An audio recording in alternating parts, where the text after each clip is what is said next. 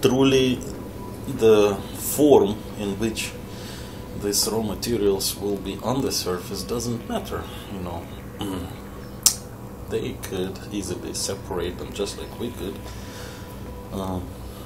If you collect garbage today, you can take it to this recycling plant and they will separate into various components, metals, plastics, different, you know, minerals.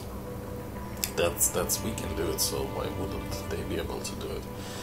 So all you have all kinds of structures built on the surface from metals and electronics. You just scoop everything up, dump it into one, take it there, and then extract natural resources.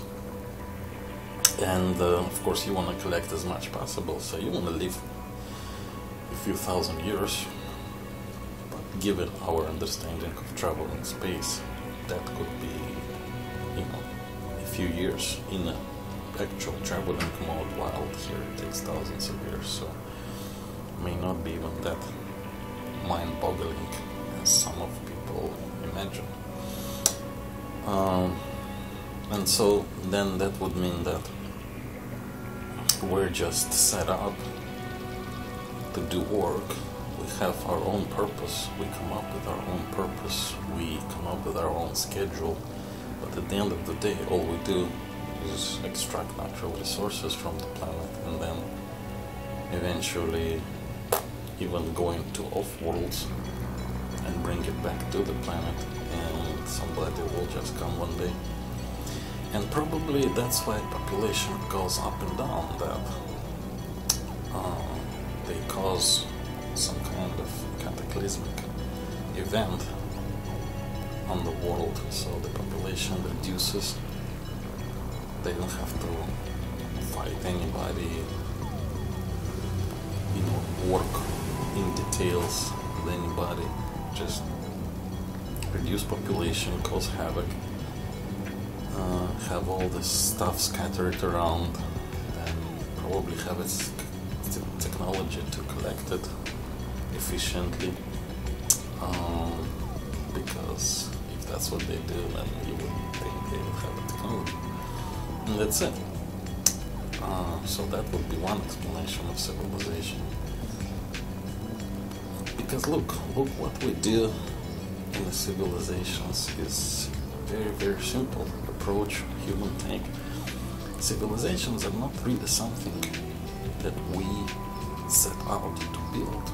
You know, when we go back in history and look at the origins of various societies which build civilization that we call great, there is no evidence that they knew what they would be ending up with, that they did with some kind of purpose.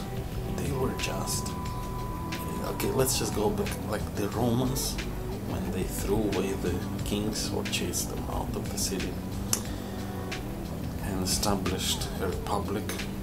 They didn't do it so that they could build a great state which will be funnel of resources from the entire Mediterranean region and surrounding territories to the city of Rome, and then eventually when the capital Rome moved from Rome to a different location, go there. But all it is a constant redistribution of, that's what we do, this is what civilization is, it's redistribution of resources. You discover for the Europeans the American continent, they go there and bring resources back here to Western Europe, you know. When Chinese were building their empires, they bring resources over there. Everybody collects gold all the time. Everybody collects stones all the time, crystals, gems we call them. Everybody collects oil nowadays, and so forth, you know. But the entire civilization, it seems to be just a byproduct of these activities. It's not a goal of any king who is initially beginning to solidify power and will be initial point from which civilization will spring, it's all a process. But the process is not about civilization or art. All of these are byproducts. It's as if civilization is a sort of byproduct of the process where one human is trying to manipulate another. That's all there is to it. And sometimes it works out pretty sophisticatedly, and sometimes it stays pretty simple. But always the main activity is keep collecting resources, keep bringing them to the surface, build something from them, which we call civilization. And some people will be at more awe about it, others less, in different terms. But the point is, you bring resources up and you aggregate them in various locations. And then sometimes they get moved around, like the historical saying they have that the spark that lit the Europe out of the Dark Ages was the Fourth Crusade.